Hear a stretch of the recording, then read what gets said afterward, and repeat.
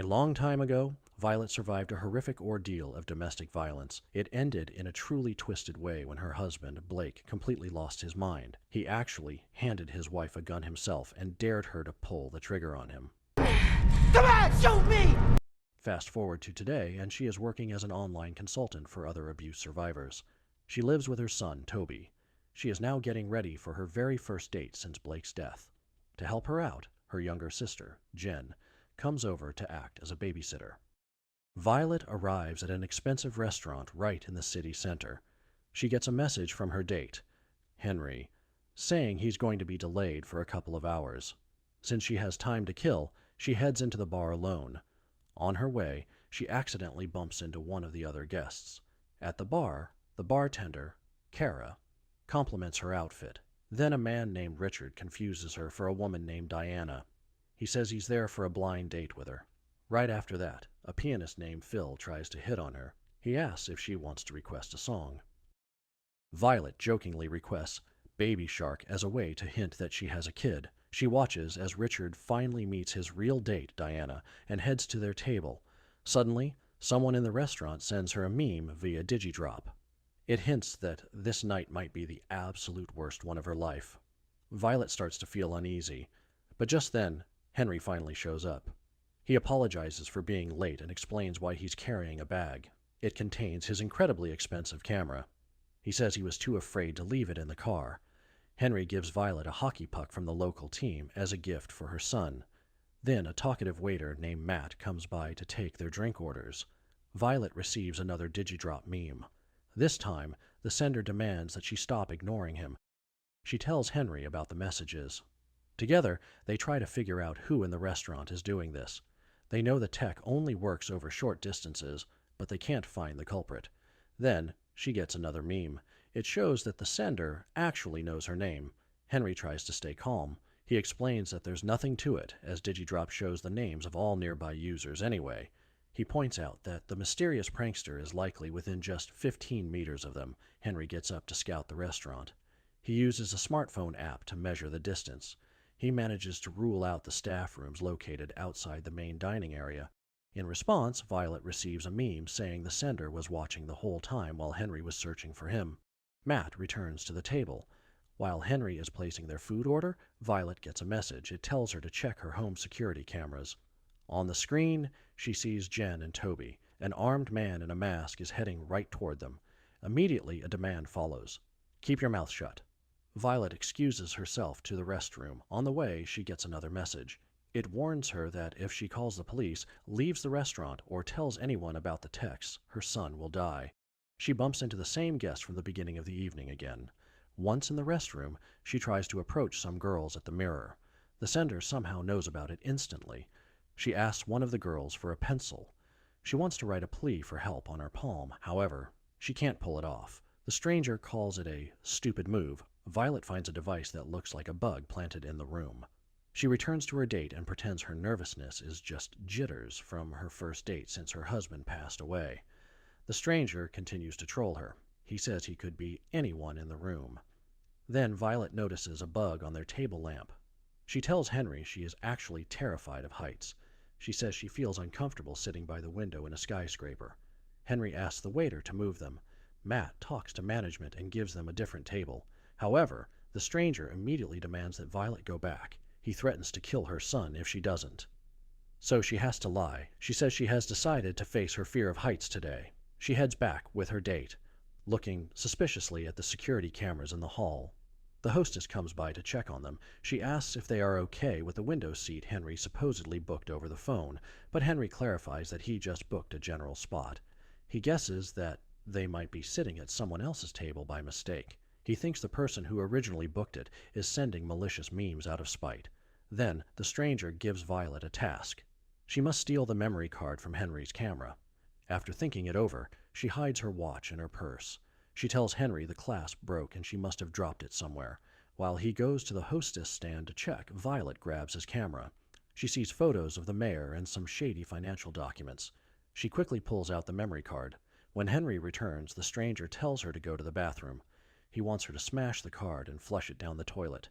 She obediently does exactly that. She asks him to call off the man at her house, but he refuses. Instead, he gives her a new mission. She must open the paper towel dispenser and find a vial of poison. Then she has to pour it into Henry's drink. Violet goes to the hostess to ask about the table. But the girl is busy seating new guests. Violet jumps on the hostess's computer. She opens the first site she finds to send a help signal through a support chat. But the all-seeing stranger gets on Digidrop and tells her not to do it. Scanning the cameras, Violet notices the guest she ran into twice before. He is currently staring at his phone. She walks up to him and asks why he's sitting alone. The man calmly says he's waiting for his sister. He tells her to get back to her date and returns to his phone. Henry is finally fed up with her weird behavior. He says it's clear she's not into the date and gets ready to leave. Then she just kisses the photographer and begs him to stay. This earns a nod of approval from the stranger. Suddenly, Phil the pianist starts playing Baby Shark. Violet tells Henry it was just a joke request she made earlier for her son's favorite song. Under the table, she writes her address and the word hostages on a bill meant for the musician. She drops the bill into the pianist's tip jar. Then she starts a conversation with Henry about his job. He admits he's the mayor's photographer. He steps away to take a call. Phil decides to take a break and grab some bills. He sees the note and is in total shock. He sits at the bar to down a drink before heading back to the piano.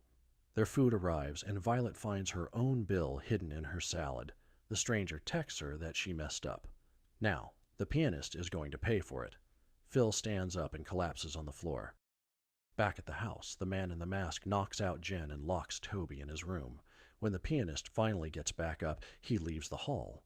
The stranger texts that he won't make it to the lobby alive. Realizing she has to go through with the poisoning, Violet suggests they reset the night. She suggests ordering tequila shots and heads to the bar. Meanwhile, Henry notices the watch she supposedly lost sitting in her purse. She grabs the shots without the lime and goes back to her date. He shows her the watch and asks what's going on. She shoots back by asking why he chose her for a date. Henry says she seemed like the perfect mom for her son, but she disagrees. She says she wasn't perfect because she stayed with a tyrant husband even after Toby was born, putting him in danger. Henry then confesses that he's disappointed in someone he was 100% sure of. When he found out about their crimes, he just stayed silent. He feels like a victim of abuse too. After that deep talk, they both relax. Violet remembers she forgot the lime. While Henry goes to the bar, the guy waiting for his sister moves closer to them. She realizes this is a signal. She pours the poison into the man's shot. Henry comes back with the lime, but at the last second, Violet makes sure he doesn't drink it. She goes to the bathroom to pull herself together. It turns out the guy nearby really was just waiting for his sister. Kara, the bartender, confirms that the girl is a regular, but Kara also points out Richard, the guy from the blind date. She says his date ran away because he spent the whole night staring at Violet. Violet walks up to him. He drops the clumsy loser act. He turns into a cold-blooded security officer for the corrupt mayor. They needed her to eliminate the incriminating photos first, and then the photographer himself. Why her? Richard says it's because a widow who was once accused of killing her husband is the perfect scapegoat.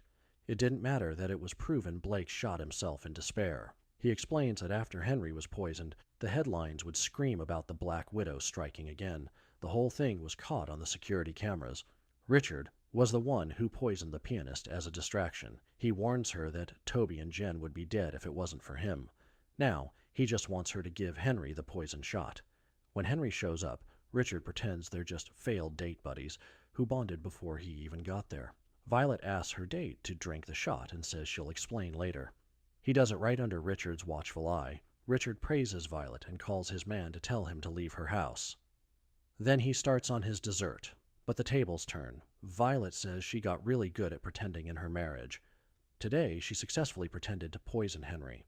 In reality, she poured the poison into Richard's dessert when he wasn't looking. Richard pulls a gun and shoots Henry, who jumps in front of Violet to protect her. The chase begins through the restaurant. The bartender saves her from the next shot, but gets a knife in the back. In a rage, Richard calls his man and orders him to kill everyone at the house. Violet throws the hockey puck at the window. The massive gust of wind from the broken glass sucks Richard right out of the skyscraper. She almost falls out too, but catches herself on a curtain. A wounded Henry pulls her back in. Seeing what's happening at home on her phone, she grabs his car keys and races to save her son. Meanwhile, Jen wakes up. A dangerous game of cat and mouse begins between her and the killer. It ends with Jen getting shot and Toby disappearing from sight. Violet finally makes it home and gets into a brutal fight with the man. He loses his gun in the chaos. Just in time, Toby delivers the gun to his mom using his favorite remote-controlled car so she can finally end the fight. In the end, the mayor is taken down for his financial crimes. Violet visits a wounded Henry in the hospital. She gets another Digidrop message, but it turns out it's just a joke from Jen, who is recovering in the room next door. Then, she invites Henry on a second date. She suggests they go somewhere a lot more boring this time, and that's the end of the story. What do you guys think? Drop a comment with your thoughts on the movie. Make sure to hit that like button and subscribe if you enjoy what we do. That's all from me today. You've been watching CineStory. See you in the next one. Bye.